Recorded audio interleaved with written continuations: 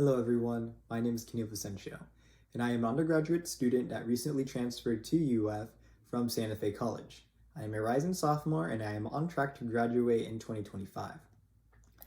This summer, I was fortunate enough to be able to participate in the University of Florida's Internet of Things for Precision Agriculture Summer 2022 research experience for undergraduates, where I spent my time conducting full-time research, giving insight into what full-time graduate research would be like. Before I go in depth into my experience, I would like to give a shout out to my faculty advisor, Dr. Lee Nazaire, along with my PhD student mentor, Anna Hampton, for supporting me throughout this experience.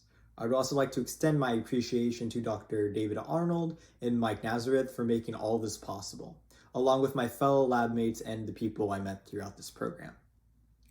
Throughout the program, I worked in the Machine Learning and Sensing Laboratory in the Department of Computer and Electrical Engineering under Dr. Zaire with mentorship from PhD student Anna Hampton. This lab focuses on cutting-edge machine learning and artificial intelligence methods for sensing applications, with some examples being automated plant phenotyping and landmine and explosive object detection. Plant diseases remain to be a huge hassle for farmers, which can lower yields and increase costs and labor to treat these diseases. As a result, the ability for early and automated detection for these plant diseases is imperative for reducing such costs, labor, and pesticide use, as well as increasing yields throughout the year. Thus, what I worked on throughout the summer was a method to combine spatial information onto hyperspectral image data of plant roots. My method involved using two machine learning algorithms, UNet and MIACE.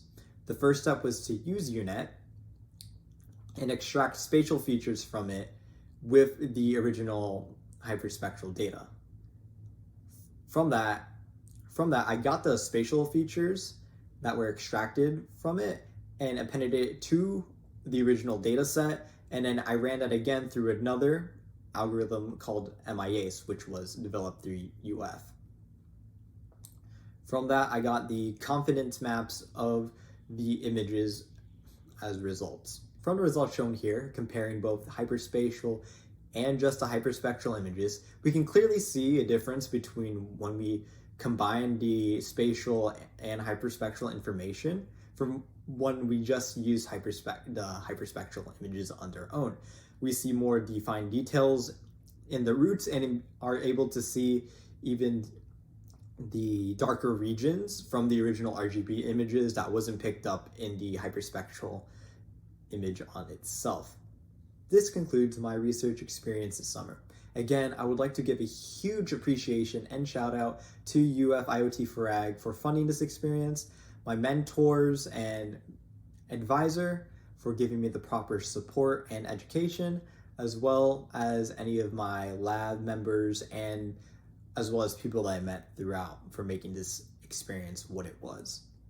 This definitely gave me the tools and learning that I would be able to use in my future career and development.